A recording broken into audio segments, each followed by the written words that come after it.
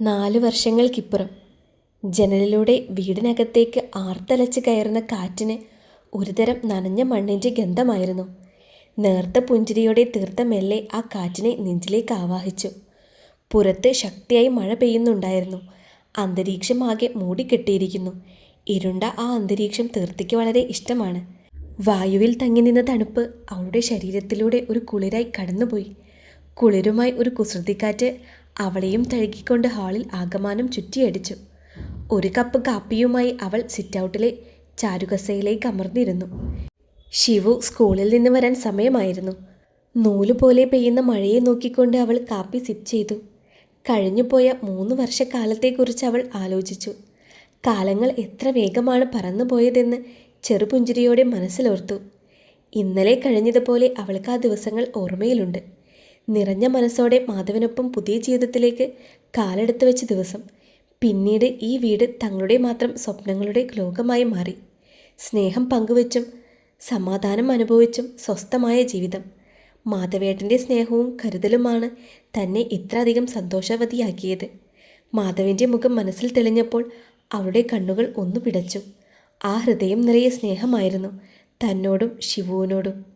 ഓർമ്മകൾ കാറ്റിലെ തൂവൽ പോലെ അവളുടെ മനസ്സിലൂടെ പറന്നു നടന്നു. ആദ്യമായി വീട് സ്വന്തമാക്കിയപ്പോൾ മാധവ് അവളെ ചേർത്ത് പിടിച്ച് പറഞ്ഞ വാക്കുകൾ തീർത്തോർത്തു. ഇത് നമ്മുടെ മാത്രം സ്വപ്നമാണ്. ആ വാക്കുകൾ എത്ര സത്യമായിരുന്നു. ഈ നിമിഷം വരെ സ്വപ്നം പോലെയായിരുന്നു ജീവിതം. ചെറിയ ചെറിയ പിണക്കങ്ങളും പിന്നെ സ്നേഹത്തോടെയുള്ള ഇണക്കങ്ങളും അതൊക്കെ ജീവിതം കൂടുതൽ മനോഹരമാക്കി. മഴയുടെ ശക്തി കൂടുന്നതനുസരിച്ച് തീർത്ഥയുടെ മനസ്സിലെ ചിന്തകളും വേഗത്തിലായി. താൻ എത്ര ഭാഗ്യവതിയാണ്. മാധവേട്ടൻ ഇല്ലായിരുന്നുവെങ്കിൽ തൻ്റെയും ശിവുവിൻ്റെയും ജീവിതം എത്ര ദുരിതപൂർണമായേനെ. സ്വന്തം അച്ഛൻ പോലും തള്ളിക്കളഞ്ഞ ജന്മങ്ങളാണ് ഞങ്ങൾ, ആർക്കും വേണ്ടാത്തവർ. പക്ഷേ മാധവേട്ടൻ, അദ്ദേഹം ഇല്ലായിരുന്നെങ്കിലോ? തീർത്ഥയുടെ ചുണ്ടുകൾ വിറച്ചു. അവനില്ലാതെ ഒരു നിമിഷം പോലും തനിക്ക് ജീവിക്കാനാകില്ലെന്ന് തീർത്ഥയ്ക്ക് നല്ലതുപോലെ അറിയാമായിരുന്നു. ഹൃദയത്തിൻ്റെ ആഴങ്ങളിൽ അവൻ്റെ മുഖം മിഴിവോടെ തെളിഞ്ഞു. വരും ജന്മങ്ങളിലും അവൻ തൻ്റെ പാതിയായിരിക്കണമെന്നായിരുന്നു ഓരോ ശ്വാസത്തിലും അവളുടെ പ്രാർത്ഥന. അവൻ്റെ സ്നേഹം ഒരു കടൽ പോലെ വലുതായിരുന്നു. ആ കടലിൻ്റെ ആഴങ്ങളിൽ തനിക്ക് സുരക്ഷിതമായിരിക്കാൻ കഴിയുമെന്ന് അവൾക്കറിയാമായിരുന്നു. അവളുടെ ചിന്തകളെ മുറിച്ചുകൊണ്ട് സ്കൂൾ ബസ് റോഡിൻ്റെ അങ്ങേയറ്റത്ത് വന്നു നിന്നു. ബസ്സിൻ്റെ ശബ്ദം കേട്ട് അവൾ ഇരുന്നിടത്ത് നിന്നും എഴുന്നേറ്റു. അപ്പോഴും മഴ പൂർവാധികം ശക്തിയോടെ ഇൻ്റർലോക്ക് ഇട്ട മുറ്റത്ത് ചിന്നിച്ചിതറുന്നുണ്ടായിരുന്നു. കുട ചൂടി മഴയിലൂടെ ഓടിവരുന്ന ശിവുവിനെ കണ്ടപ്പോൾ അവളുടെ ചുണ്ടിലൊരു ചിരി വിരിഞ്ഞു. 4 വർഷം കൊണ്ട് അവളും ഒരുപാട് വലുതായിരിക്കുന്നു. ഇപ്പോൾ +1-നാണ്. എന്നാലും ഒരു കൊച്ചുകുട്ടിയുടെ കുറുമ്പുകളും ഒരല്പം വികൃതികളും അവൾക്ക് ഇപ്പോഴുമുണ്ട്. പക്ഷേ ആ നോട്ടത്തിൽ, ചിരിയിൽ, സംസാരത്തിൽ ഒരു പക്വത അവൾക്ക് കൈവന്നിട്ടുമുണ്ട്. ശിവു ചെരുപ്പൂരി വെച്ചുകൊണ്ട് സിറ്റൗട്ടിലേക്ക് കയറി. മഴ കാരണം അവളുടെ മുടിയിൽ നിന്നും വെള്ളം ഇറ്റിറ്റി വീഴുന്നുണ്ടായിരുന്നു. ഓപ്പോളെ, എന്തൊരു മഴയായത്! ശിവു വിറച്ചുകൊണ്ട് പറഞ്ഞു. വാ, അകത്തേക്ക് പോകാം, നല്ല ചാറ്റലുണ്ട്. തീർത്ത അവളുടെ കൈപിടിച്ച് അകത്തേക്ക് നടന്നു. ഇന്നെന്താ സ്പെഷ്യല്? ബാഗ് ഒരു സോഫയിലേക്ക് അലക്ഷ്യമായി ഇട്ടുകൊണ്ട് അവൾ ചോദിച്ചു. അടയുണ്ടാക്കിയിട്ടുണ്ട്, പോയി ഡ്രസ്സ് മാറി വാ, എടുത്തു വെക്കാം, തീർത്ത പറഞ്ഞു. ഡ്രസ്സൊക്കെ പിന്നെ മാറാം ഓപ്പോളെ, ആദ്യം ഭക്ഷണം താ, വിശന്നിട്ട് കുടല് കരയുന്നു. വയറിൽ അമർത്തിപ്പിടിച്ചുകൊണ്ട് ദൈന്യതയോടെ ശിവു പറഞ്ഞു. എന്നാ ആ തലയെങ്കിലും തോർത്ത്.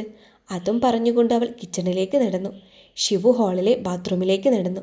ഫ്രഷായി തിരികെ വരുമ്പോഴേക്കും തീർത്ത ഡൈനിങ് ടേബിളിൽ അവൾക്കായി ചായയും അടയും എടുത്തു വെച്ചിരുന്നു.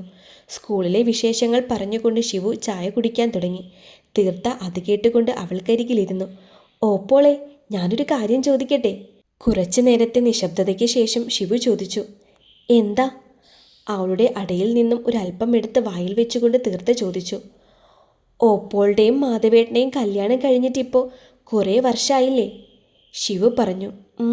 ആയി. അതിനെന്താ? അവൾ എന്താണ് ചോദിച്ചു വരുന്നതെന്ന് തീർത്തയ്ക്ക് മനസ്സിലായില്ല. എന്നിട്ടെന്താ നിങ്ങൾക്ക് കുഞ്ഞുങ്ങളില്ലാത്തത്? പെട്ടെന്നുള്ള ശിവുവിൻ്റെ ചോദ്യം കേട്ട് തീർത്തയൊന്ന് പകച്ചുപോയി. ശിവുവിൽ നിന്നും അങ്ങനെയൊരു ചോദ്യം അവൾ പ്രതീക്ഷിച്ചിരുന്നില്ല എന്ന് ആ മുഖത്തെ ഭാവങ്ങൾ വ്യക്തമാക്കി.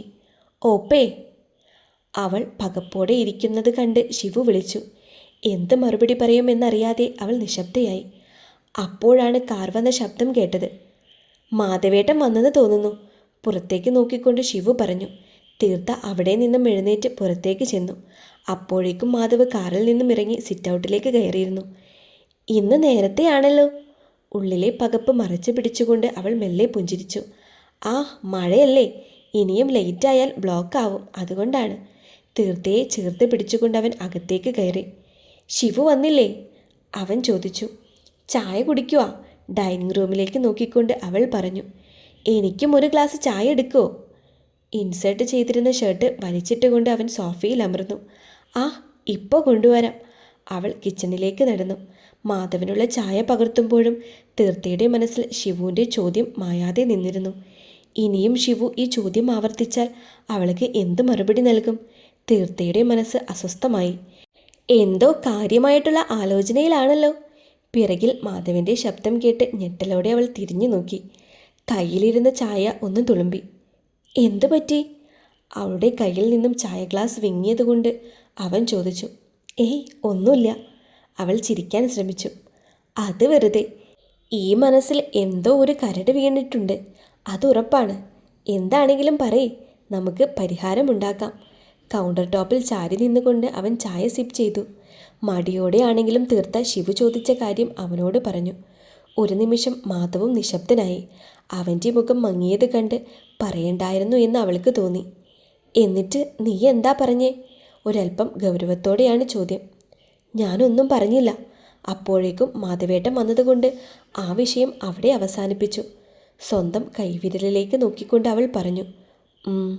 മാധവ് ഒന്ന് അമർത്തി മൂളി.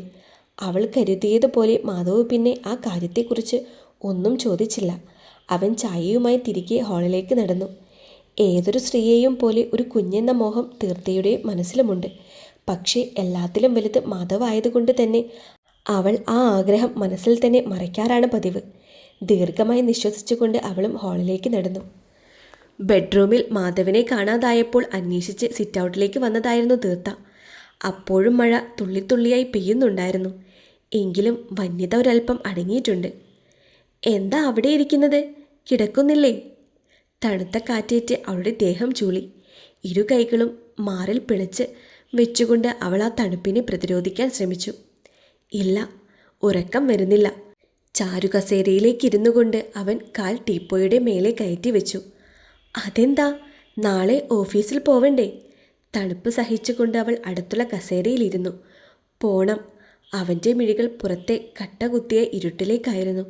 നല്ല തണുപ്പുണ്ട്. അധിക നേരം ഇരുന്നാൽ നീര് വീഴാൻ സാധ്യതയുണ്ട്. പുറത്തെ മഴയിലേക്ക് നോക്കിക്കൊണ്ട് അവൾ പറഞ്ഞു. നിനക്ക് എന്നോട് ദേഷ്യമുണ്ടോ? അപ്രതീക്ഷിതമായിരുന്നു മാധവിൻ്റെ ആ ചോദ്യം. അത് കേട്ട് തീർത്ത അമ്പരപ്പോടെ അവനെ നോക്കി. എന്തിന്? അവളുടെ പുരികം വില്ലുകൾ പോലെ വളഞ്ഞു. എനിക്കൊരിക്കലും നിനക്കൊരു കുഞ്ഞിനെ തരാൻ കഴിയില്ലല്ലോ. അവൻ്റെ ശബ്ദം മങ്ങിയിരുന്നു. വിഷമത്തോടെ തീർത്ത അവനെ നോക്കി. അവൻ്റെ കണ്ണുകളിൽ വേദനയും നിസ്സഹായതയും നിഴലിച്ചിരുന്നു. എന്തൊക്കെയാ മാധവേട്ടായി പറയുന്നേ? അവൾ അവനെ സമാധാനിപ്പിക്കാൻ ശ്രമിച്ചു. എനിക്കറിയാം തീർത്ത, എത്രയൊക്കെ മറച്ചു പിടിച്ചാലും നിന്റെ മനസ്സിലെ ആഗ്രഹം. നിന്റെ കണ്ണുകളിൽ നിന്നും പലപ്പോഴായി ഞാനത് മനസ്സിലാക്കിയിട്ടുമുണ്ട്. അവൻ്റെ വാക്കുകൾ ഒരു കൊടുങ്കാറ്റ് പോലെ അവളെ ചുറ്റി വരിഞ്ഞപ്പോൾ അവൾ എഴുന്നേറ്റ് അവൻ്റെ മടിയിലിരുന്നു.